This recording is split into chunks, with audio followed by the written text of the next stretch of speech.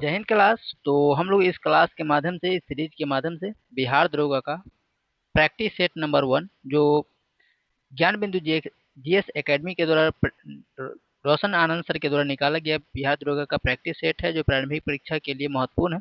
उसका set number 1 का solution हम लोग करने वाले हैं, जिसका पार्ट नंबर 1 हम लोग कंप्लीट कर चुके हैं। तो आज पार्ट नंबर 2 में हम लोग क्वेश्चन नंबर 10 से आगे देखने वाले हैं। और इसका प्रैक्टिस सेट का या सभी का क्लासों का पीडीएफ आप लोग फ्री में कहाँ से ले सकते हैं? तो इस सभी का पीडीएफ आप लोग टेलीग्राम चैनल के माध्यम से फ्री में ले सकते हैं, और वहीं से आप लोग को सभी क्लासों का लिंक भी मिल जाएगा, प्लेलिस्ट भी मिल जाएगा, करंट अफेयर से लेकर के A to Z सभी क्लासों के लिए, सभी सब्जेक्टों के लिए। तो यहाँ से आप लोग जुड़ सकते हैं। चैनल पर नए हैं तो चैनल को सब्सक्राइब करके नोटिफिकेशन को ऑल कर सकते हैं। यहाँ पर आप लोग को टेलीग्राम चैनल का नाम यहाँ पर दिख रहा है, आप लोग को यहाँ से भी जुड़ सकते हैं। और आपको जो है डिस्क्रिप्शन में भी लिंक दिए गए, आप वहाँ से भी चाहे तो जुड़ सकते हैं, सर्च करके सेम लोगो और सेम यूट्यूब चैनल के नाम से ही आप लोग को टेलीग्राम भी मिल जाएगा। तो चलिए हम आज का क्लास स्टार्ट करते हैं बिना समय को वेस्ट किए हुए। यहाँ पर आप लोग को दिख रहा होगा मॉडल प्रैक्टिस सेट नंबर 1 होगा, जिसमें हम लोग क्वेश्चन नंबर 9 तक कंप्लीट कर रखे थे।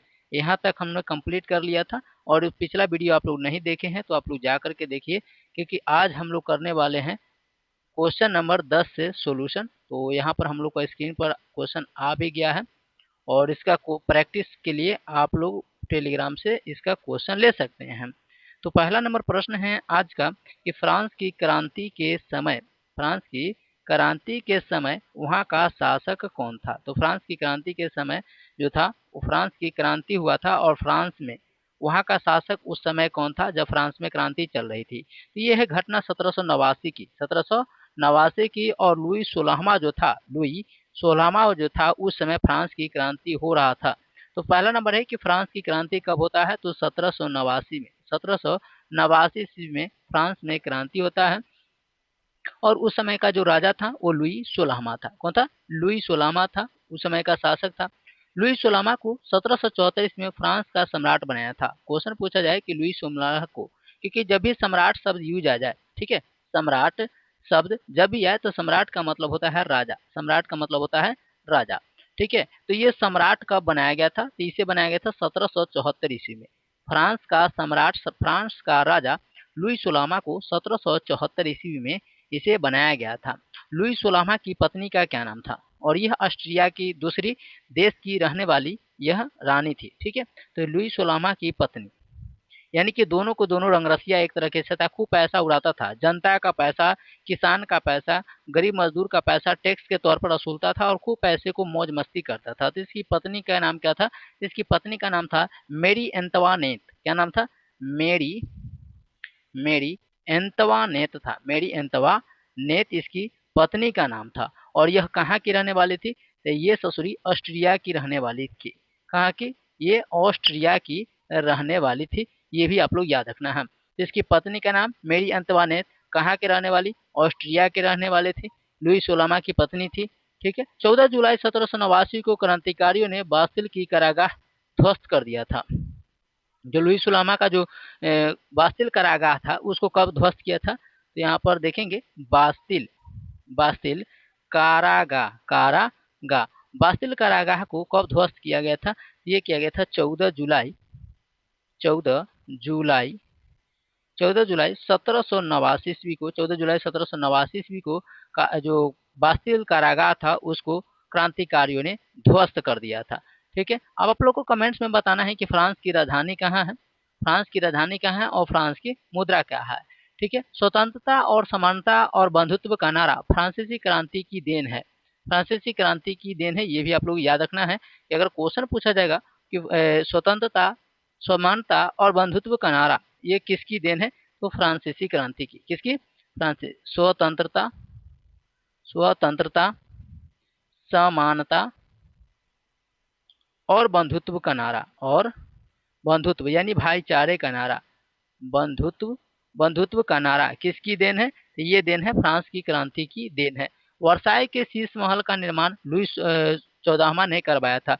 वर्साई, जो वर्साई है, वर्साई की शीश महल, वर्साई की शीश महल की स्थापना किसने करवाया था? शीश महल की स्थापना यानी नींव किसने कर रखा था? तो इसकी जो था वो लुई 14वां था। कौन था? लुई 14वां था, इसने तैयार करवाया था, ये भी आप लोग याद रखिएगा। फ्रांसीसी क्रांति से संबंधित जो था टीथ है, जिसे टाइथ बोला जाता है, यह एक प्रकार का धार्मिक कर था। ठीक है, फ्रांसीसी क्रांति में एक प्रकार का कर लिया जाता था, टैक्स लिया जाता था। तो टैक्स दो प्रकार के लिए जाते थे। एक टैक्स का जिसका नाम था टीथे या टाइथ, टीथे टीथे या इसे टाइथ के नाम से जाना जाता है, टीथे या टाइथ से। यह एक प्रकार का धार्मिक कर है। एग्जाम में क्वेश्चन पूछा जाता है, एग्जाम में क्वेश्चन पूछे जाते हैं कि टीथी या टाइथ जो फ्रांसीसी क्रांति से संबंधित टैक्स था, फ्रांसीसी क्रांति में वसूले जाते थे, यह किस प्रकार का टैक्स था? तो ये टीथी या टैक्स जो था एक प्रकार का धार्मिक टैक्स था। क्या था? धार्मिक टैक्स था। जबकि वहीं पर टैले या टाइल पूछेगा, जबकि वहीं पर टैले या टाइल पूछेगा, तो टैले या टाइल जो था यह एक प्रकार का किस प्रकार का कर था? तो ये प्रत्यक्ष कर था। क्या था? भूमि कर के साथ साथ भूमि पर टैक्स लिया जाता था। ये धर्मों से लिया जाने वाला टैक्स, धर्मों पर जो टैक्स लागू था जिसे टीथे या टाइथ कहा जाता था। भूमि पर जो टैक्स लिया जाता था जिसे टैले या टाइल कहा जाता था। और इसे प्रत्यक्ष कर के रूप में भी आप लोग समझ सकते हैं, प्रत्यक्ष कर जिसे हम लोग डायरेक्ट टैक्स भी कह सकते हैं। फ्रांस की क्रांति के समय फ्रांस का मुद्रा क्या था? ये भी एग्जाम का पार्ट बन चुका है कि फ्रांस की क्रांति के समय फ्रांस की मुद्रा क्या था? फ्रांस की मुद्रा क्या है? तो इसका आंसर हो जाएगा लिब्रे था। क्या था? लिब्रे था। ये भी आप लोग याद रखना है। और फ्रांसीसी क्रांति के समय नेशनल असेंबली को बनाने तथा संविधान तैयार होने तक उसे भंग नहीं होने देने का नेतृत्व किसने किया था? ये मिराबो ने किया था। अगर क्वेश्चन पूछा जाएगा कि संविधान तैयार होने तक उसे भंग नहीं होने देने का नेतृत्व किसने किया था? तो मिराबो ने किया था, मिराबो ने किया था और अबेसिये ने किया था। मिराबे और दो व्यक्ति थे, मिराबे और आबेसिये ने, आबेसिये ने। ठीक है, ये दोनों ऐसे व्यक्ति थे जिन्होंने संविधान तैयार होने तक उसे भंग नहीं होने का नेतृत्व करने का कार्य किसने किया था? तो ये मिराबियो और असेबियो ने किया था। नेशनल असेंबली ने 1791 ईस्वी में संविधान का प्रारूप पूरा कर लिया था। तो क्वेश्चन पूछा जाएगा कि नेशनल असेंबली ने नेशनल नेशनल नेशनल असेंबली ने संविधान का प्रारूप कब तैयार किया था? तो national assembly assembly assembly national assembly ने संविधान का प्रारूप संविधान का प्रारूप कब तैयार कर लिया था? तो संविधान का प्रारूप जो है वो कब तैयार किया था? 1791 यानी 1791 ईस्वी में तैयार किया था। ठीक है, इसका मुख्य उद्देश्य था सम्राट का शक्तियों को सीमित करना। और सम्राट जब भी शब्द कहेंगे तो सम्राट का मतलब क्या होता है? तो राजा। सम्राट मतलब राजा। तो सम्राट की शक्तियों को सीमित करने के लिए इसे नेशनल असेंबली संविधान का प्रारूप को तैयार किया गया था, जो 1791 ईस्वी का था। ठीक है, लुई 16वां को देशद्रोह के आरोप में जो है सो 21 जनवरी 1793 ईस्वी को प्लेस डी लॉ कॉनकॉर्ड जो सार्वजनिक जगह था, ठीक है, सार्वजनिक जगह पर इसे लुई 16वां को देशद्रोही का आरोप लगा करके 21 जनवरी 1793 ईस्वी को फांसी पर चढ़ाया गया था। ये जो लुई 16वां है इसे देशद्रोही देशद्रोही के रूप में 21 जनवरी 1793 ईस्वी में 1793 ईस्वी में इसे जो है वो फांसी पर चढ़ाया गया था। और उस जगह था सार्वजनिक। सार्वजनिक का मतलब है कि वो जिसे सरकारी कहते हैं, तो सार्वजनिक जगह था सार्वजनिक, जिसका नाम था Place de la. Place de la था। प्लेस डी लॉ था और Concorde, Place de la Concorde था। यहाँ पर इसे लुई 16वां को देशद्रोही घोषित करके 21 जनवरी 1793 ईस्वी को इसे फांसी पर चढ़ा दिया गया था। ठीक है, चलिए हम लोग आगे चलते हैं। हमारा इस प्रश्न का राइट आंसर था लुई 16वां। कि फ्रांस की क्रांति के समय वहां का शासक कौन था? तो लुई 16वां था।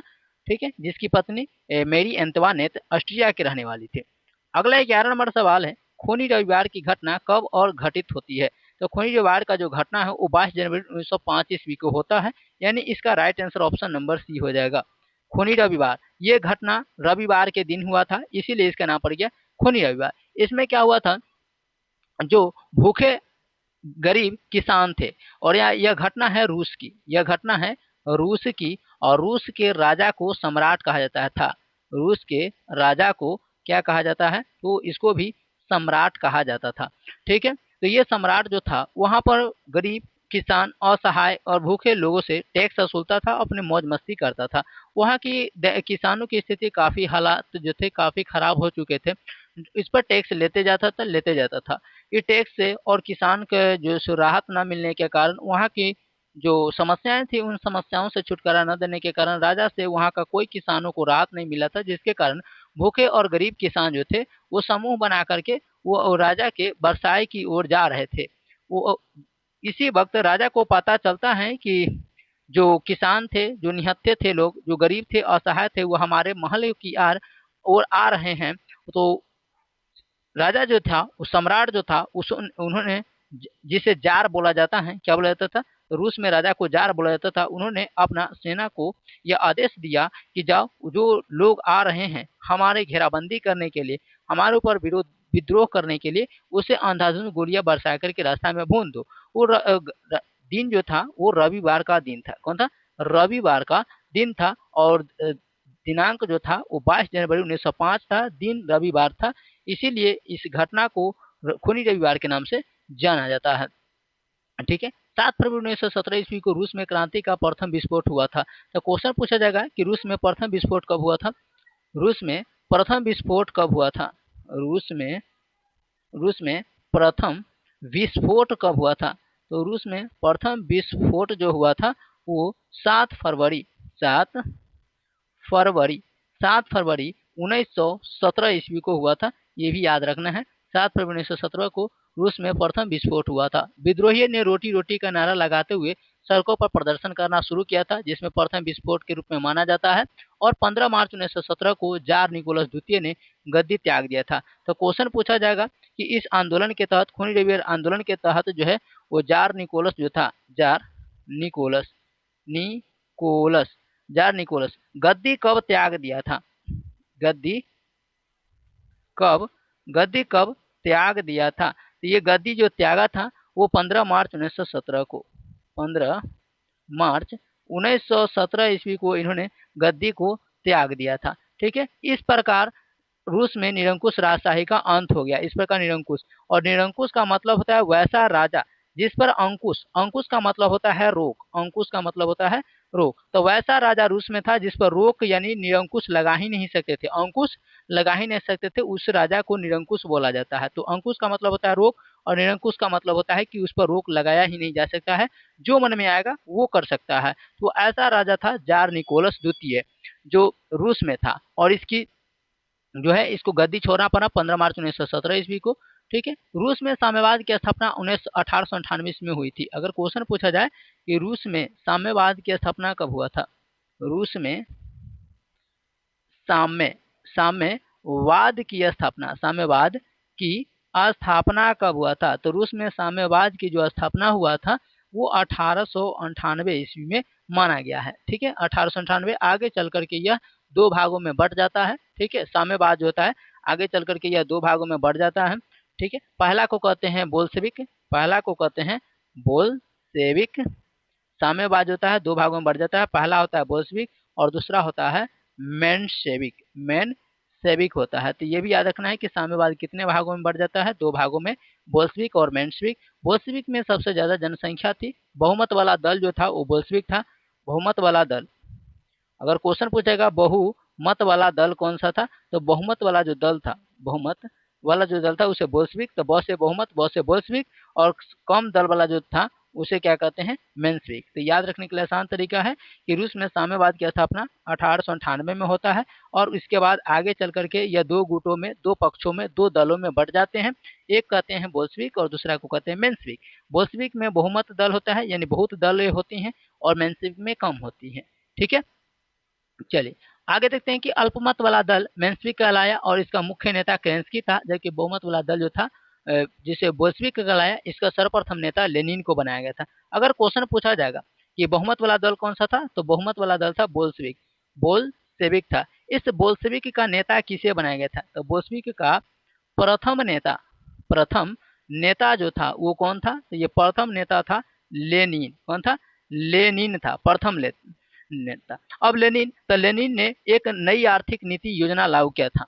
नई नई नई आर्थिक नीति योजना लागू किया था, और वो लागू किया गया था 1921 ईस्वी में। ठीक है, लेकिन इसकी मृत्यु कब होता है? तो लेनिन की जो मृत्यु होता है 3 साल बाद 1924 ईस्वी में। 24 ईस्वी में। तो क्वेश्चन पूछा जाएगा कि लेनिन की मृत्यु कब होता है? 1924 में। लेनिन ने एक नई आर्थिक नीति लागू किया था 1921 ईस्वी में, और नई आर्थिक नीति में कहा यह गया था कि सुनो सुनो सुनो देशवासियों, क्योंकि रूस का रहने वाला था, तो इसमें कहा गया था कि अब टैक्स जो दिया जा रहा था, ये टैक्स, इस टैक्स में अब होगा क्या कि अनाज के बदले अब आपको मुद्रा में टैक्स देना पड़ेगा, क्योंकि रूस की मुद्रा क्या है? रूबल। रूस की मुद्रा क्या है? रूबल। ठीक है, वही कम बहुमत वाला दल, वहीं पर अल्पमत या कम बहुमत वाला कह लीजिए, तो दूसरा दल कौन सा था? तो कम या अल्पमत मत वाला दल। अल्पमत वाला दल कौन सा था? तो अल्पमत वाला दल जो था, जिसका नाम था मेंशेविक। क्या नाम था? मेंशेविक था। इस मेंशेविक का प्रथम नेता का प्रथम प्रथम नेता कौन था? करेंस्की था। कौन था? करेंस्की था। ये भी आप लोग को याद रखना है, करेंस्की था। ठीक है, जार के सत्ता त्यागने के पश्चात करेंस्की प्रधानमंत्री बना। तो जार का जो सत्ता था, जार जो था लुई 16वां जार निकोलस द्वितीय, वो जार का सत्ता, राजा का सत्ता त्यागने के बाद यह वहाँ का रसिया का प्रधानमंत्री बना। लेनिन ने इसे बल पर प्रयोग द्वारा सत्ता से हटा करके 7 नवंबर 1917 को सभी महत्वपूर्ण सरकारी इमारतों पर कब्जा कर लिया था। ये जो मेंशेविक जो था, कम बहुमत वाला मेंशेविक मेंशेविक मेंशेविक ये इसके नेता कौन था? तो केरेंस्की। केरेंस्की ने क्या किया कि ये मेंशेविक का जो दल का जो राजा था, वो राजा को त्याग दिया और यहाँ पर चुनाव करवाया और प्रधानमंत्री बन गया, यानी पीएम बन गया। लेकिन लेनिन जो था, इसे काफी शक्तिशाली, काफी बुद्धिमान था। इन्होंने क्या किया कि बल के प्रयोग से, अपने ताकत के बलबूते पर लेनिन ने केरेंस्की को हरा दिया, और जितना भी सरकारी मेंशेविक दल में जितना भी सरकारी इमारत था, बिल्डिंग था, वो सभी पर क्या कर लिया? अपना कब्जा कर लिया। लेकिन कब्जा कब कर दिया? तो इसको सत्ता से हटाने के बाद। तो ये केरेंस्की को मेंशेविक दल का सत्ता से, प्रधानमंत्री के सत्ता से हटाने का काम कब किया? ये 7 नवंबर 1917 ईस्वी को। तो याद रखना है कि केरेंस्की को प्रधानमंत्री की सत्ता से लेनिन ने कब हटाया था? तो 7 नवंबर 1917 ईस्वी को हटा दिया था। ठीक है, तब जाकर के केरेंस्की देश छोड़ करके अंतिम में भाग गया। जैसे लेनिन ने सभी पर, इस सरकारी इमारतों पर, बिल्डिंगों पर कब्जा कर लिया, सरकारी संपत्तियों पर कब्जा कर लिया, तो केरेंस्की जो है वो डर के मारे देश छोड़ करके भाग गया, और बोल्शेविक ने नई सरकार का गठन किया, जिसका अध्यक्ष लेनिन को बनाया था। ठीक है, उसके बाद बोल्शेविक सरकार जो था वो अब बोलबाला हो गया, बहुमत वाला हो गया, और अधिक बोल्शेविक, और एक नई सरकार का गठन करता है, और जिसका अध्यक्ष किसे बनाया जाता है? तो जिसका अध्यक्ष जो बनता है, वो अध्यक्ष बनता है लेनिन। कौन बनता है? लेनिन, क्योंकि लेनिन काफी तेज तर्राक का था, बुद्धिमान था। लेनिन को बनाया जाता है, तथा ट्रोट्स्की का विदेश मंत्री बनाया जाता है। और इसमें विदेश मंत्री कौन बनता है? तो इसमें जो विदेश विदेश मंत्री बनता है, वो बनता है ट्रोट्स्की। ट्रोट्स ट्रोट्स्की बनता है। ठीक है, तो ये भी याद रखना है कि अध्यक्ष किसे बनाया गया था? तो लेनिन को। और विदेश मंत्री किसे बनाया गया था? तो ट्रोट्स्की को बनाया गया था। ठीक है, चलिए, तो हमारा इस प्रश्न का राइट आंसर था कि खूनी रविवार की घटना कब होती है? 22 जनवरी 1905 ईस्वी को था। आप लोग कमेंट्स में जरूर बताइएगा क्या आप लोग को इस तरीके से एक्सप्लेन सही है, या सिर्फ हम लोग क्वेश्चन को पढ़ करके और आंसर को टिक करके आगे आप लोग को बढ़ जाए। ठीक है, आप लोग कमेंट्स में जरूर बताइएगा। आप लोग अपना थॉट्स, अपना विचार जरूर शेयर कीजिएगा हमारे साथ कमेंट्स के जरिए। अगला क्वेश्चन है, लघु अंडमान व कार निकोबार को विभाजित करता है। तो लघु अंडमान एवं कार निकोबार को अलग करने वाली चैनल कौन सी है? ठीक है, हम लोग यहाँ पर देख रहे हैं 12 नंबर सवाल, और इसका सही उत्तर हो जाएगा 12 डिग्री। 12 का राइट आंसर होगा कि 10 डिग्री चैनल जो है, 10 डिग्री चैनल जो है वो लघु अंडमान और कार निकोबार को अलग करती है। लेकिन यहाँ पर कुछ अन्य हम लोग देख लेते हैं, कुछ कुछ चैनल हैं, कुछ कुछ जल संधियां हैं। तो हम लोग जो है प्रमुख जल संधि, चैनल और जल डमरू मध्य के देख लेते हैं, जो एग्जाम के पॉइंट ऑफ व्यू से महत्वपूर्ण होने वाला है। तो इसको हम कर लेते हैं थोड़ा सा जूम। चलिए, तो यहाँ पर हम थोड़ा सा इसको जूम करके यहाँ पर हम लिख लेते हैं, जो प्रमुख हो जाएगा। इसको हम इस तरीके से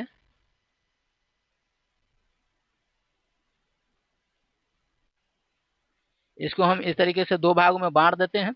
यहाँ पर हम लिख लेते हैं प्रमुख चैनल, प्रमुख यहाँ पर चैनल हो जाएगा।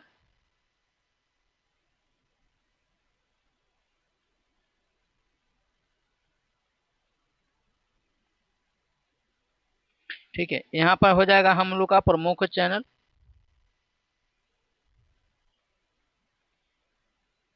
प्रमुख चैनल हो जाएगा। ओ भाई साहब, चैनल, या इसी को हम कह सकते हैं जल संधि, जल संधि, जल संधि हो जाएगा। ठीक है, या इसी को हम लोग कह सकते हैं, नीचे लिख सकते हैं जल डमरू मध्य, जल डमरू मध्य, जल डमरू मध्य। और इधर हमारा हो जाएगा कि विभाजित क्षेत्र, विभाजित विभाजित विभाजित क्षेत्र, यानी कौन कौन सा क्षेत्र को यह अलग करता है उसको हो जाएगा। ठीक है, विभाजित क्षेत्र यहाँ पर हो जाएगा। ठीक है, अब हम लोग यहाँ पर देखते हैं, तो जैसे कि पहला में आ जाएगा 6 डिग्री चैनल किसको किसको अलग करता है। 6 डिग्री चैनल, तो 6 डिग्री चैनल जो है, 6 डिग्री चैनल ये किसको किसको अलग करेगा। तो 6 डिग्री चैनल जो है यहाँ पर हम लिख लेते हैं कि ग्रेट निकोबार को, ग्रेट निकोबार को, ग्रेट निकोबार को सुमात्रा से अलग करता है। और सुमात्रा किसका द्वीप है, तो ये द्वीप है इंडोनेशिया की। ठीक है, वहीं पर हम लोग देख लें कि 8 डिग्री चैनल, 8 डिग्री चैनल किसको किसको अलग करता है, तो ये अलग करता है मालदीव और मिनिकॉय को। मालदीव जो इसकी राजधानी का है माले है।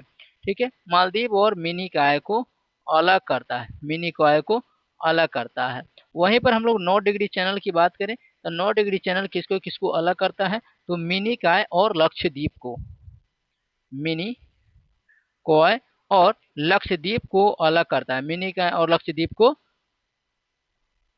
लक्षद्वीप को अलग करता है, लक्षद्वीप को अलग करता है। तो 10 डिग्री चैनल अभी देखिए लघु अंडमान और कार निकोबार को अलग करता है। ये 10 डिग्री चैनल जो है वो लघु अंडमान, लघु अंडमान और कार निकोबार को अलग करता है, कार निकोबार को, कार निकोबार को अलग करता है, कार निकोबार को अलग करता है। वहीं डंकन पास, ऑप्शन में हमारा डंकन पास भी था, तो उसको हम लोग देख लेते हैं कि डंकन पास क्या था। तो यहाँ पर हम देख रहे थे कि डंकन, डंकन पास जो है ये किसको किसको अलग करता है। ये जो डंकन पास जो है दक्षिणी अंडमान, दक्षिणी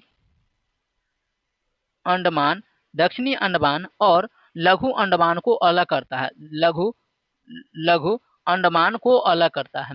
ठीक है, great channel, great channel, great channel किसको किसको अलग करता है, तो ग्रेट चैनल इंदिरा पॉइंट और इंडोनेशिया को अलग करता है, इंदिरा, इंदिरा पॉइंट, इंदिरा पॉइंट और इंडोनेशिया को अलग करता है, इंडोनेशिया को अलग करता है। ठीक है, वहीं पर पाक जल संधि देखे या पाक जल डमरू मध्य देखे, तो पाक जल संधि या पाक जल संधि, पाक जल संधि देखें, या इसी को पाक जल डमरू मध्य भी कहते हैं। ठीक है, ये किसको अलग करता है, तो ये भारत और श्रीलंका को अलग करता है, भारत और श्रीलंका को अलग करने वाली जैसो पाक जल संधि या पाक जल डमरू है। जबकि कोको जल संधि, तो देखिए कोको द्वीप था जो भारत का ही था, लेकिन यह जो था म्यांमार को भारत के प्रथम प्रधानमंत्री पंडित जवाहरलाल नेहरू जी ने गिफ्ट में दे दिया था। तो कोको जल संधि, क्वेश्चन पूछेगा कि कोको जल संधि किसको किसको अलग करता है, तो ये कोको जल संधि अंडमान, अंडमान और म्यांमार को, यानी कि कोको द्वीप को अलग करता है, कोको द्वीप को अलग करता है। और कोको द्वीप किसे दिया गया है, तो म्यांमार को दिया गया है, और ये दिए थे भारत के प्रथम प्रधानमंत्री पंडित जवाहरलाल नेहरू ने दिए थे। ठीक है, अब जल संधि का यहाँ पर जिक्र आया गया है, चैनल चैनल तो हम लोग देखते रहे थे। जल संधि क्या होता है, तो जल संधि कहते हैं कि उस संकरे जलमार्ग को, यानी पतले रास्ते को, जल के पतले रास्ते को कहते हैं, जो दो बड़े जल यानी जो दो बड़े समुद्र को मिलाने का काम करता है, या दो बड़े भूमि को या कह सकते हैं दो भरे स्थलीय भाग को अलग करने का काम करता है जल का पतला रास्ता। तो जल का पतला रास्ता तो दो बड़े स्थल को अलग करता है या दो बड़े समुद्र को मिलाने का काम करता है, उसे कहते हैं संधि कहते हैं। क्या कहते हैं? जल संधि कहते हैं। ठीक है, चलिए अगला नंबर हम लोग का क्वेश्चन कौन सा था? तो हम लोग का क्वेश्चन था 12 नंबर। ठीक है, 12 नंबर क्वेश्चन था हम लोग का। 12 नंबर क्वेश्चन था कि लघु अंडमान व कार निकोबार को कौन अलग करता है? तो ये 10 डिग्री चैनल अलग करता है। आइए अगला नंबर क्वेश्चन है हम लोग का 13। 13 नंबर सवाल कहता है,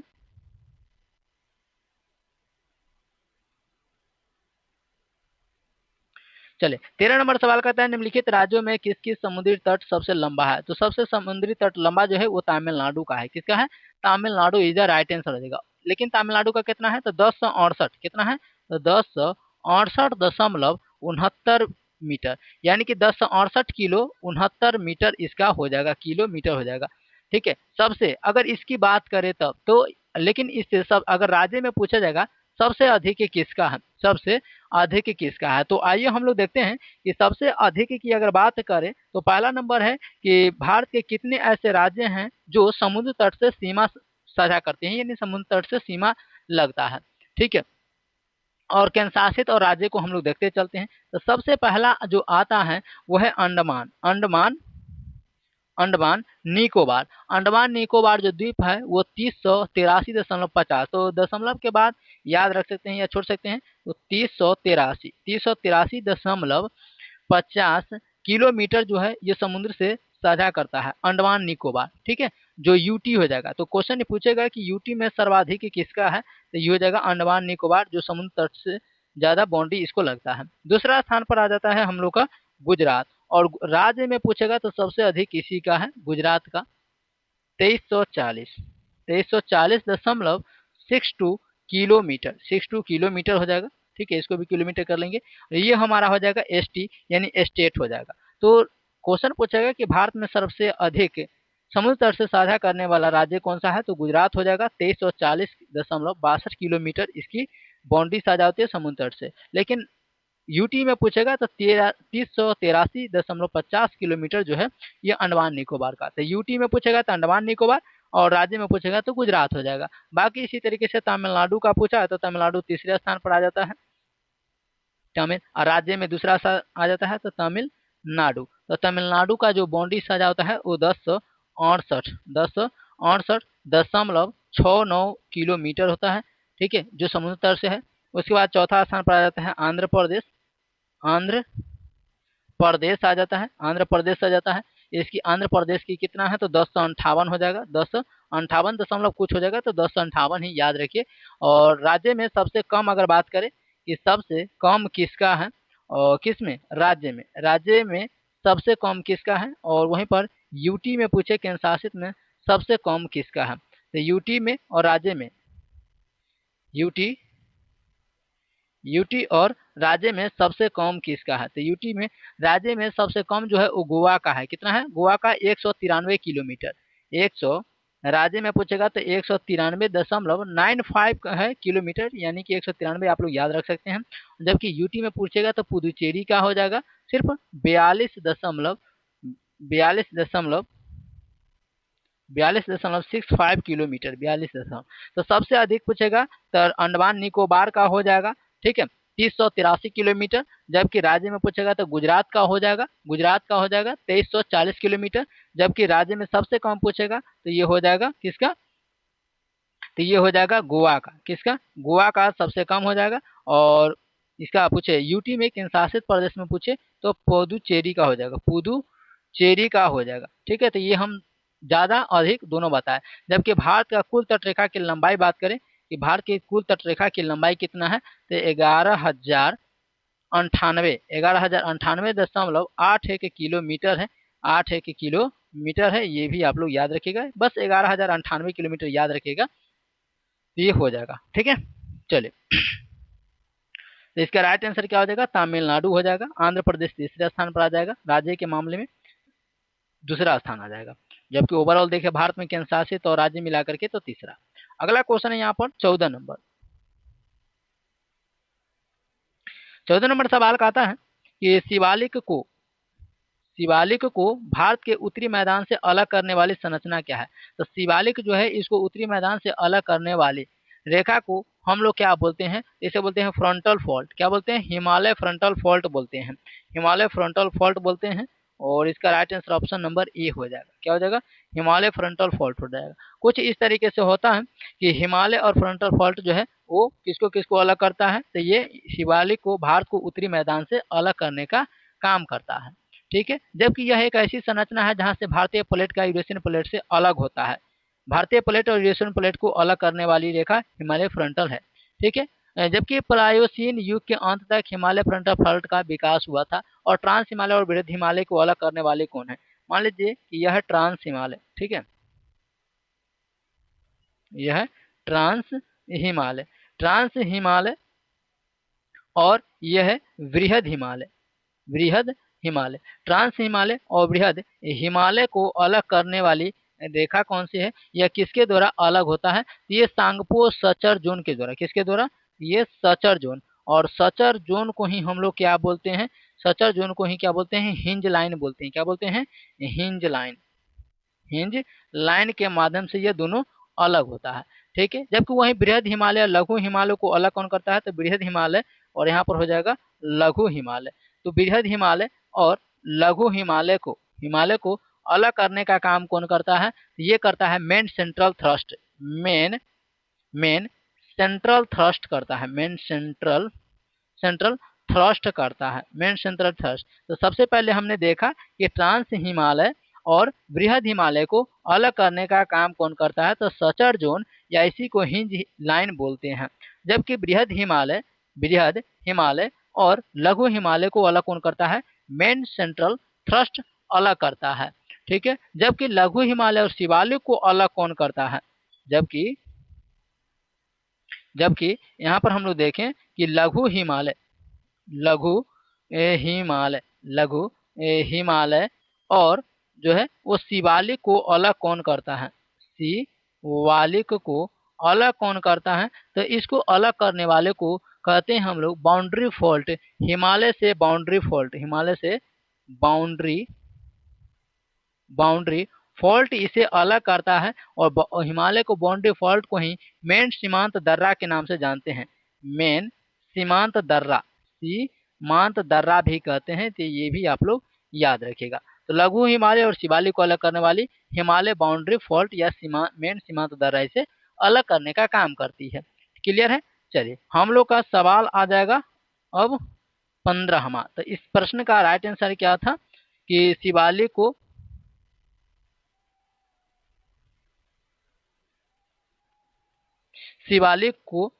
को उत्तरी मैदान से अलग कौन करता है? तो ये हिमालय फ्रंटल फॉल्ट अलग करता है। ऑप्शन नंबर ए इसका राइट आंसर है। नेक्स्ट क्वेश्चन है 15 नंबर, जलोढ़ मिट्टी में किस तत्व की कमी पाई जाती है? तो इसका हम लोग नेक्स्ट वीडियो से कंप्लीट करेंगे। ठीक है, तो अभी तक इतना ही इसको रहने देते हैं। बाकी मिलते हैं नेक्स्ट वीडियो के माध्यम से, नेक्स्ट सीरीज के माध्यम से।